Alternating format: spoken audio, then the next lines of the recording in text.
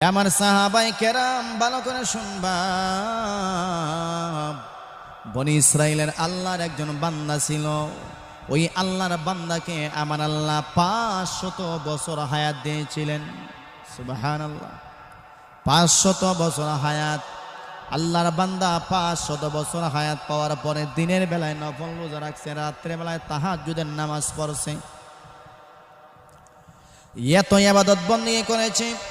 আল্লাহর বান্দা যখন মারা গেলেন, আল্লাহ রাব্বুল আলামিনের সামনে যখন আল্লাহর বান্দাকে আল্লাহ হাজির করলেন, আল্লাহ যখন বান্দাকে প্রশ্ন করলেন, ওরে আল্লাহর বান্দা, তুমি কি নিয়ে এসেছো? জান্নাতে যাওয়ার জন্য তুমি কি নিয়ে এসেছো? কিছুই নেওয়ার দরকার নাই। যারে বান্দা, আমি আল্লাহ আমার দয়া এবং মায়ায় আমি আল্লাহ তোকে জান্নাত দান করলাম। আমি আল্লাহ আমার দয়া এবং মায়ায় তোমাকে আমার জান্নাত দান করলাম। বনি ইসরাইলের ওই বান্দা তখন বলে আল্লাহকে, ও আল্লাহ, আমাকে আপনি 500 বছর হায়াত দিয়েছিলেন।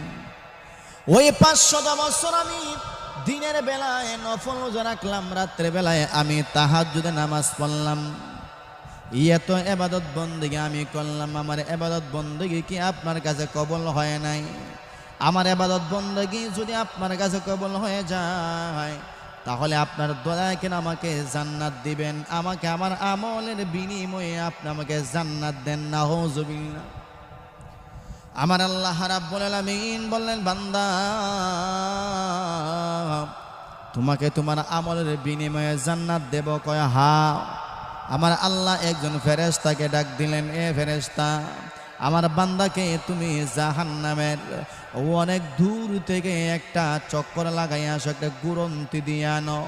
আরেকজন ফেরেশতাকে বললেন, ও ফেরেশতা, তুমি এক গ্লাস পানি নিয়ে জাহান্নামের অনেক দূর দিয়া তুমি যাইবা।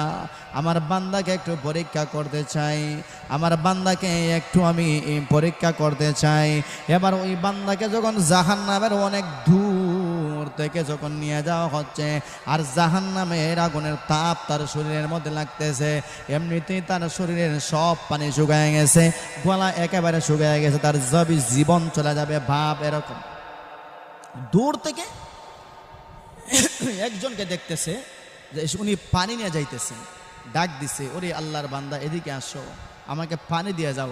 আল্লাহর বান্দা তখন বলে, আমি আপনাকে পানি দেব, ঠিক আছে, খালেস 250 বছরের ইবাদত আমাকে দিতে হবে। আল্লাহর